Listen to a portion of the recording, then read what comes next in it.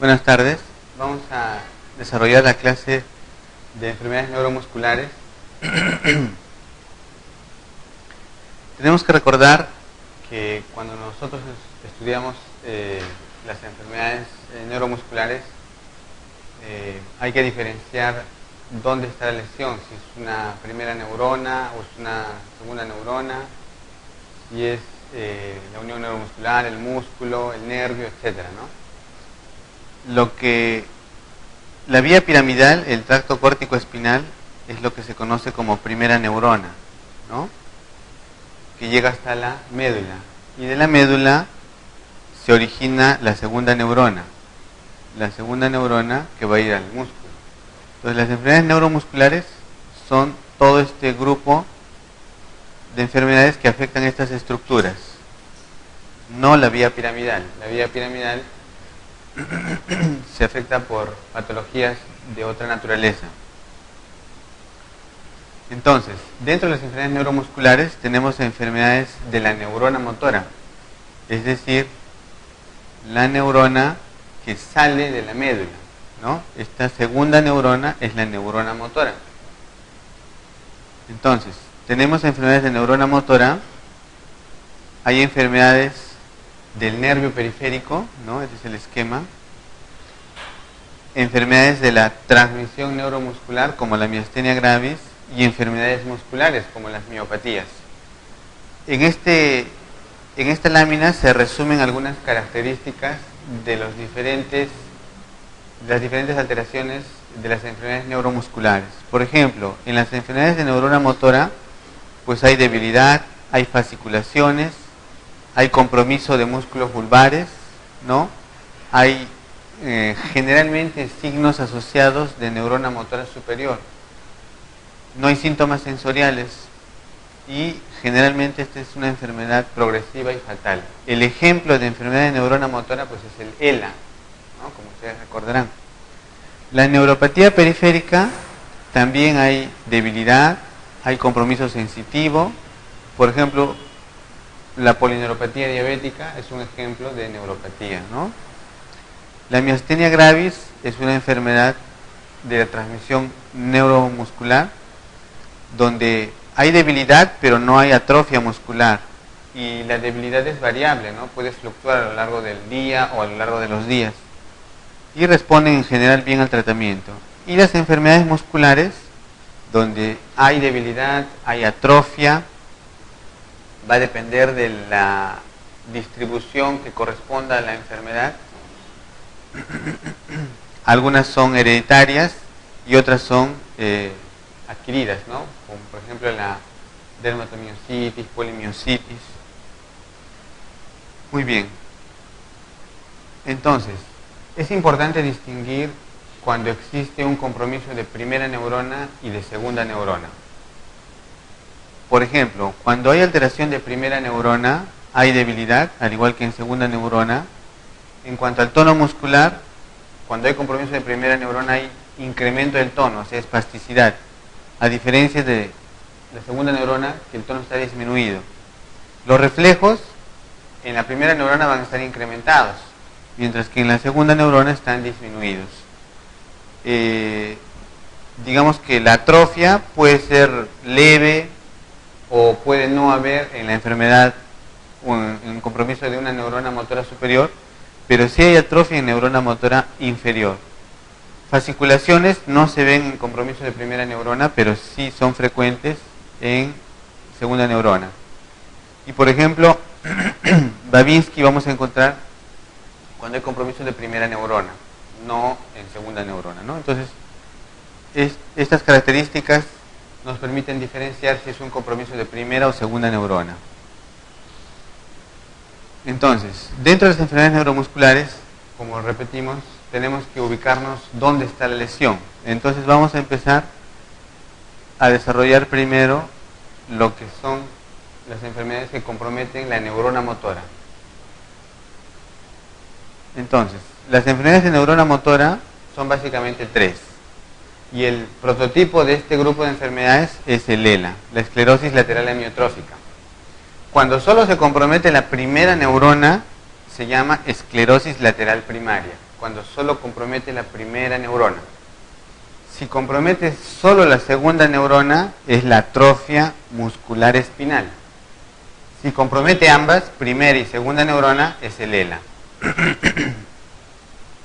Entonces, nuevamente, ¿cuáles son los hallazgos de una enfermedad de neurona motora, ¿no? Neurona motora, debilidad muscular, puede haber atrofia, fasciculaciones, reflejos incrementados, no alteración sensitiva. Reflejos incrementados cuando se compromete la primera neurona, ¿ya? Entonces el ELA en general es una enfermedad esporádica. Un porcentaje bastante pequeño puede ser hereditario, autosómico dominante. No se sabe cuál es la causa y afecta tanto a varones como a mujeres. ¿Cuáles son los síntomas? Es una debilidad muscular lentamente progresiva que afecta pues extremidades, tronco, músculos vulvares, respiratorios. Va a haber pérdida de peso, tanto por la atrofia como por la disfagia, porque el paciente no va a poder deglutir, ¿no? Hay alteraciones del lenguaje y dificultad respiratoria que puede llevar a la muerte del paciente. Aquí tienen, por ejemplo, un dibujo con atrofia de lengua, ¿no? ¿Cuáles son los signos? Como les comentaba, en el ELA va a haber signos de primera neurona y de segunda neurona. Entonces, cuando hay compromiso de primera neurona, vamos a tener pues espasticidad, una parálisis pseudovulvar, disartria espástica, hiperreflexia, clonus, Babinski. Y por el compromiso de neurona motora inferior, vamos a tener debilidad, atrofia, fasciculaciones y calambres. Tienen ustedes que recordar que en el ELA no hay afectación de oculomotores ni de esfínteres, ¿ya? Eso les pueden preguntar en el examen. En el ELA no se afectan los oculomotores ni los esfínteres. Aquí tienen un esquema como por la atrofia el paciente no puede hacer, digamos, movimientos finos con la mano. Por compromiso de segunda neurona va a tener el pie caído, como si fuera de repente una neuropatía o una polineuropatía, ¿no? Por compromiso de segunda neurona. Atrofia en lengua, que ya hemos visto, con fasciculaciones. Aquí también tienen ustedes atrofia en las manos. ¿Cómo hacemos el diagnóstico? El diagnóstico se basa pues en hallazgos que indiquen compromiso de neurona motora superior, motora inferior, que la debilidad sea progresiva, que no haya otra explicación para este trastorno y la función cognitiva es normal, al igual que las funciones autonómicas.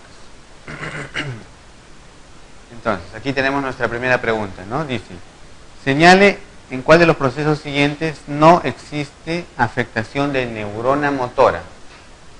Entonces, esclerosis lateral amiotrófica, sí, ¿no es cierto? Ahí sí existe, estamos viendo eso, ¿no? Distrofia muscular de Duchenne, si ustedes recuerdan, el Duchenne es una miopatía, ¿no? No tendría por qué afectarse aquí la neurona motora, ¿no? Atrofia muscular espinal es una forma, como les dije, de enfermedad de neurona motora, en este caso de segunda neurona. Paraplegia espástica familiar, sí, también compromete primera neurona. Esclerosis lateral primaria, también es un compromiso de primera neurona. Entonces, en todas excepto en la B, ¿no? Entonces, para recordar, ahí está la esclerosis lateral primaria, atrofia muscular espinal, ELA, ¿no? Entonces, la respuesta es la B. ¿Sí?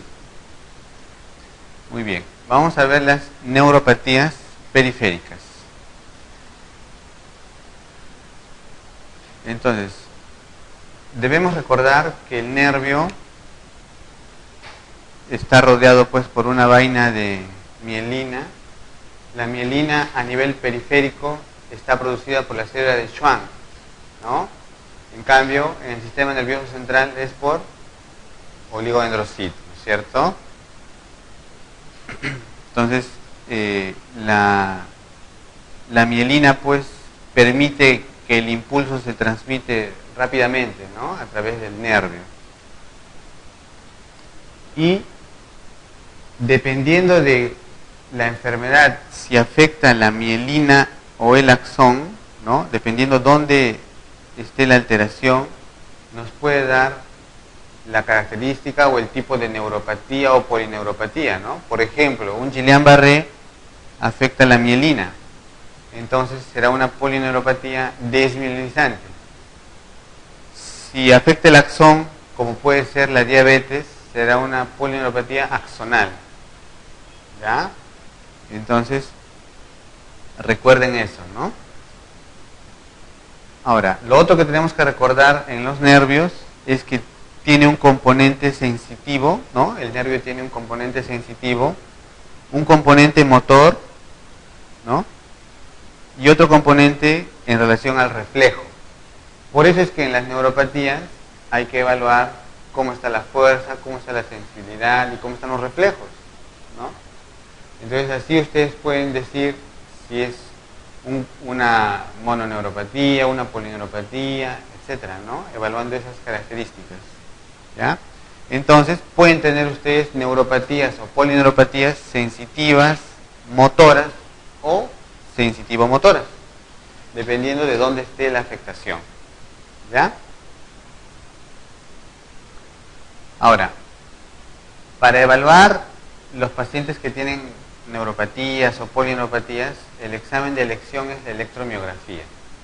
Pues la electromiografía es un estudio que evalúa el nervio y consta de una parte que se hace con una estimulación eléctrica y otro que se hace con aguja, ¿no? La estimulación eléctrica se llaman los estudios de velocidad de conducción, mientras que con la aguja es la electromiografía en sí. Entonces se evalúan la parte motora y la parte sensitiva, ¿ya? Entonces, hay estudios de conducción motora, como en este caso, aquí está en el pie, es un estudio motor, y aquí en la mano es un estudio sensitivo. Y la respuesta que nos da son estas imágenes. Entonces, cuando se lanza el impulso eléctrico, hay un tiempo, pues, en el cual se transmite ese impulso, ¿no? Y se genera la respuesta. Entonces, supongamos que aquí se haga el impulso, ¿no? Con este estimulador se genera el impulso, pasa un tiempo y se genera la respuesta, ¿no? El potencial de acción muscular compuesto.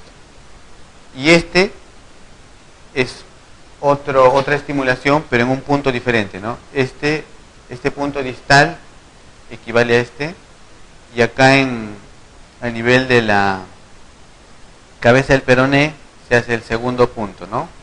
Entonces, haciendo una resta de estas dos respuestas, nos da, por ejemplo, la velocidad de conducción, ¿no? O sea, con qué rapidez transmite el impulso.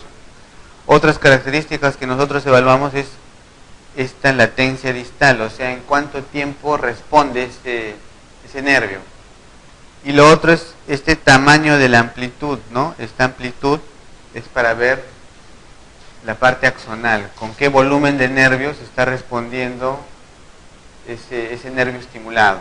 Entonces, la electromiografía nos permite ver si hay un problema desmielinizante, o sea, de mielina, entonces se va a alterar estos valores, latencia distal o velocidad de conducción, pero cuando se afectan las amplitudes, nos traduce problemas axonales, ¿ya?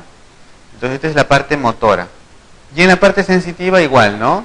Se registra con estos electrodos, se hace un estímulo y se genera igual una onda, ¿no? Este es el potencial de acción sensitivo.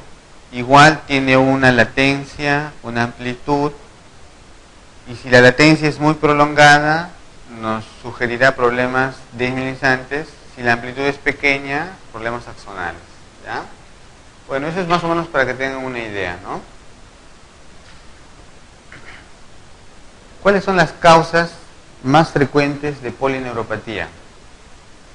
Bueno, podríamos dividir de varias formas las polineuropatías. Podríamos, por ejemplo, clasificarlas en desmielinizantes o axonales. Podríamos clasificar en agudas, subagudas o crónicas, ¿no? De acuerdo a su etiología también, ¿no? Existen muchas formas de clasificar una polineuropatía. Por ejemplo, un Guillain-Barré es una polineuropatía aguda. Una polineuropatía diabética es una polineuropatía crónica, ¿no? Ahora, una polineuropatía desmielinizante es, por ejemplo, el Guillain-Barré. Una axonal son la mayoría de polineuropatías que pueden ser, por ejemplo, por déficit de vitaminas, por problemas endocrinológicos, por tóxicos, etcétera, ¿ya? Otra forma de clasificar podría ser en neuropatías o polineuropatías hereditarias o adquiridas, ¿no? Hereditarias, que tienen un componente pues genético, ¿no? Y las adquiridas, que pueden ser pues infecciosas, paraneoplásicas, etcétera, ¿no?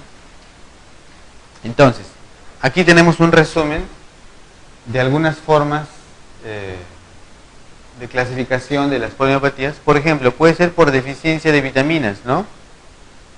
Por tóxicos, como por ejemplo el alcohol, isoniazida, vincristina, miodarona. Metabólicas, a la cabeza pues la diabetes, ¿no? Inflamatorias, el Guillain-Barré. Paraneoplásicas, ¿no? Como los carcinomas pulmonares. Enfermedades del tejido conectivo, artritis reumatoidea, lupus, etc. Hereditarias, como el Charcot-Marie-Tooth. Ustedes habrán tenido la oportunidad de ver algunos de estos pacientes, ¿no? Son neuropatías hereditarias, sensitivo-motoras. Hematológicas, para proteinemias. Idiopáticas, o sea, cuando no se puede encontrar una causa. Las idiopáticas son un grupo bastante importante. Muchas veces nosotros hacemos muchos estudios a los pacientes y no encontramos una causa. Puede ser hasta un 50% idiopático, que no se encuentre la causa, ¿verdad? Pero estamos obligados, digamos, a evaluar todas estas posibilidades diagnósticas. Este, por ejemplo, es un paciente con Charcot-Marie-Tooth. Entonces miren ustedes cómo tiene el pie, ¿no? Estas deformaciones, estos dedos de martillo. Miren esta atrofia de las piernas y del pie, ¿no? Que dan esta imagen característica del Charcot-Marie-Tooth. El Charcot-Marie-Tooth es una polineuropatía desmielinizante hereditaria, sensitivo-motora, ¿ya? Afecta más o menos a partir de los 10, 20 años, ¿ya? Y en forma crónica va produciendo estas alteraciones, pues, ¿no? Podría presentarse también en edades más tardías. Aquí tenemos un cuadro que nos resume las características de la polineuropatía diabética, que es una de las polineuropatías más frecuentes. La polineuropatía diabética puede dar casi cualquier forma de neuropatía o polineuropatía. Por ejemplo, puede afectar un nervio craneal, ¿no? Y ser una neuropatía craneal. Y generalmente afecta el tercer nervio craneal, el tercer par, ¿ya? En este caso, no compromete la pupila. Es asimétrica porque normalmente afecta solo un lado, no afecta los dos lados, digamos. Y la etiología pues es inflamatoria o inmune. Puede dar también una mononeuropatía como un túnel del carpo. Puede dar radiculopatías, neuropatía diabética autonómica. Ustedes recuerdan, los pacientes con diabetes pues sufren de trastornos autonómicos, ¿no? Neumonías pupilares, hipotensión ortostática, gastrointestinales. Eso es una forma de neuropatía autonómica. Y lo que es más frecuente es la polineuropatía diabética simétrica, distal, en calcetín y guantes que nos han enseñado siempre. Esa es la forma más frecuente de polineuropatía diabética, ¿ya? Es una neuropatía que afecta inicialmente los pies, ¿no? La hipoestesia, los adormecimientos empiezan en los pies y va ascendiendo, ¿no? Hacia los tobillos, hacia las piernas. Cuando llega más o menos a la altura de la rodilla, afecta las manos. Entonces ahí empieza la afectación, digamos que en calcetín y guantes, ¿no? Es simétrico y ocurre pues en varios meses o años, ¿no? La etiología es metabólica, microvascular, ¿ya?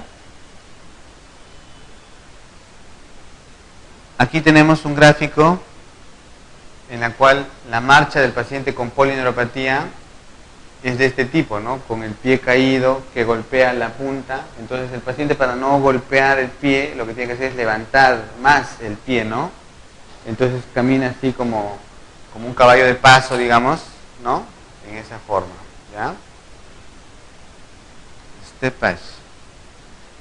Muy bien, vamos a revisar lo que es el síndrome de Guillain-Barré. El Guillain-Barré se caracteriza por un compromiso muscular, ¿no? Una debilidad muscular simétrica, progresiva, con alteración de reflejos, ¿no? Hay una hiporreflexia o arreflexia. Los signos sensoriales son mínimos o no están ausentes y hay disfunciones autonómicas que pueden ser variables, ¿ya? Ahora, ustedes recordarán que se describe clásicamente una infección respiratoria alta, ¿no? Asociado al Guillain-Barré algunas semanas previas al evento, ¿no? Entonces es lo más frecuente, ¿no? El antecedente de infección respiratoria en la mayoría de casos, pero también puede ser gastrointestinal, una cirugía, vacunas, otras causas.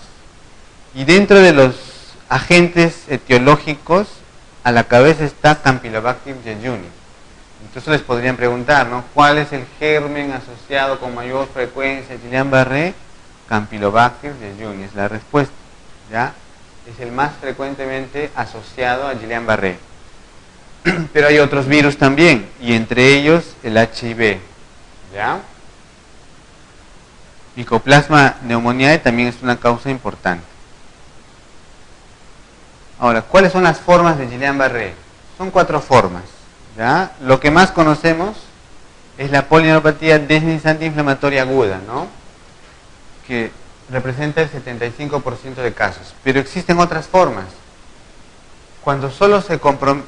Esta neuropatía es desmielinizante, ¿no? Que es lo clásico que nos han enseñado. Guillain-Barré es desmielinizante, pero hay formas axonales, ¿ya? O sea, que se compromete pues el axón del nervio.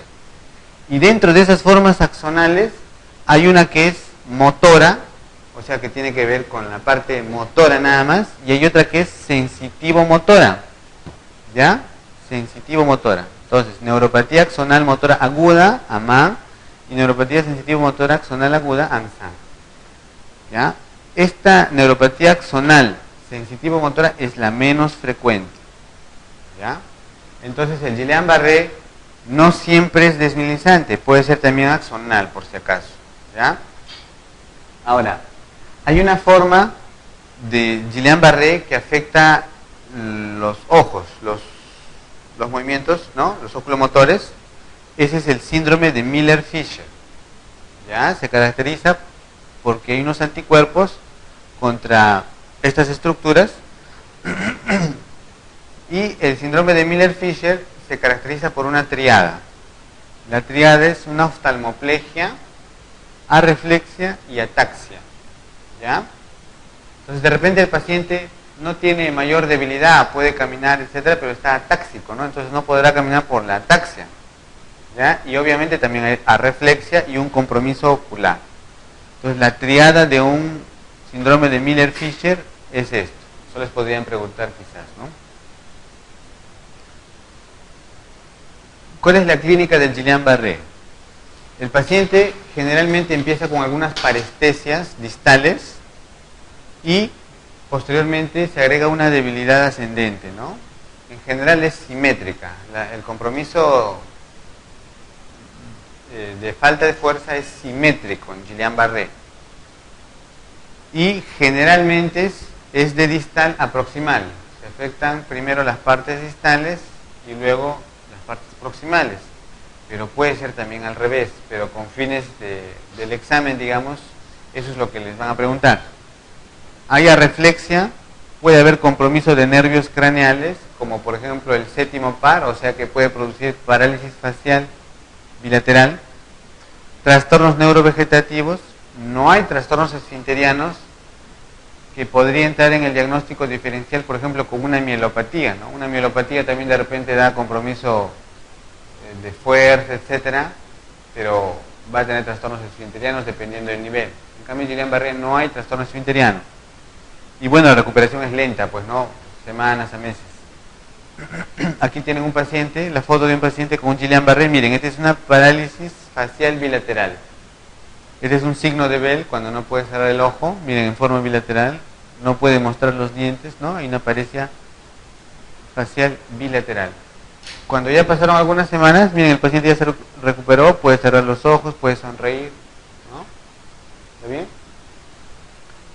Aquí también igual, en la parálisis facial, hay compromiso de otros nervios craneales con disfagia, alteración respiratoria, el paciente tiene que ser intubado y, bueno, poner una sonda para que se pueda alimentar, etcétera, ¿no? O sea, altera nervios craneales también el Guillain-Barré.